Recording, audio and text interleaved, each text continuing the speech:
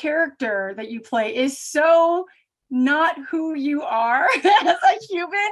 How much fun is it to play Zach? Because in a way, in watching this and growing up watching you on Austin and Ally, it was kind of meta in a fun way. It was very meta because both characters are so different than who I am.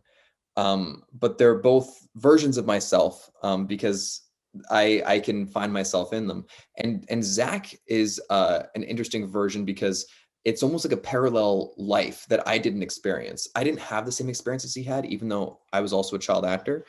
The biggest thing is I went to high school, so I didn't have the luxury of growing up on set for his entire life like he did. I was going back to high school in between shoots.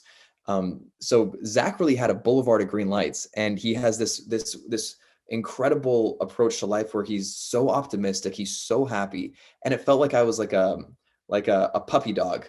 I did not talk to a Hulu exec. I learned along with Elaine what a Hulu exec does.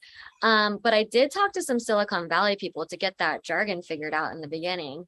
And in regards to watching Elaine grow, yes, thank you for noticing.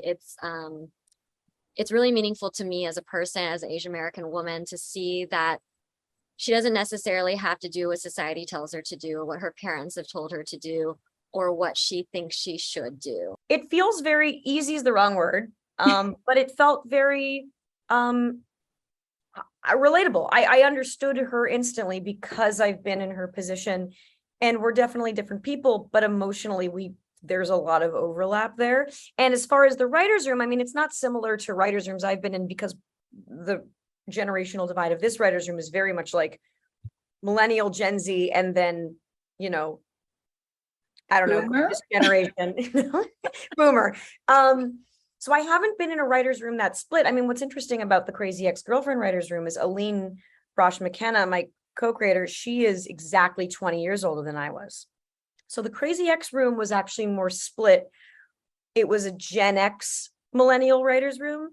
So definitely closer, but you're missing some, I mean, you're missing some gaps. You're missing that generation in this Reboot writer's room, and hilarity ensues. Talk to me about that little nugget of similarity between you, Keegan, and Reed. Well, it's I should say, first of all, it exists. That nugget exists. I'm a classically trained actor who went to school for Shakespeare and Moliere and Ibsen and all that stuff.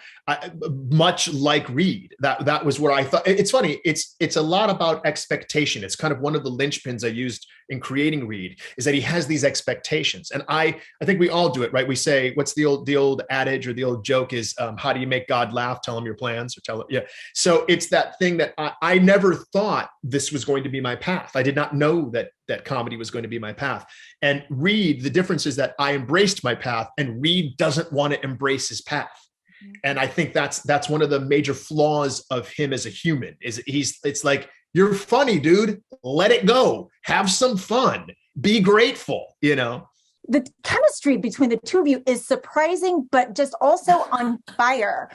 Did you guys, like, when you guys first met, or I don't know what your history is, but how easy was it for the two of you to just kind of get into a scene together and just play off of each other? Well, I can explain our history. She drives me up the wall. Up the wall. He's awful. He says mean things about me when I'm not at work that the hair and makeup people report back to me, by the way, Johnny Knoxville. They tell me everything that you say. And he makes fun of me for eating all the time because working makes me really hungry. And snacks. I do love snacks. What else? We never met before this show that I can remember. You're kidding me. No. Yes. I spent 50 happy years on this planet before meeting Judy. And then the sun finally came out. Oh. I'll tell you, you are so good in this role. Well, I sincerely appreciate that. And I'm not straying too far from, a naughty comic who, is probably overindulged in the booze a time or two in his life. I mean, yeah, but you're showing the world how much heart you have.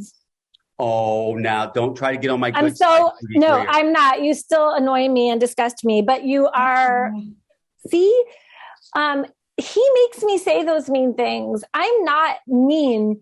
But I think I think like what you're seeing is how much heart he has that people, you know, you have a lot of love. Oh, God. Oh, God. If they wanted to do a reboot of Kidding, would you sign on? What? It was a show I was in that was nominated for a Golden Globe. No big deal, Johnny. Sorry. I mean, yeah, of course. You're not you, Mercedes. There she is.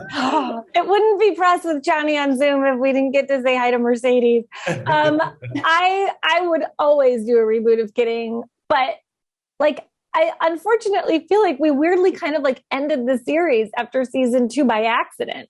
Have you and Jordan ever talked about doing a reboot of Key and Peele? And it could be like a limited series on Hulu. Well, on Hulu.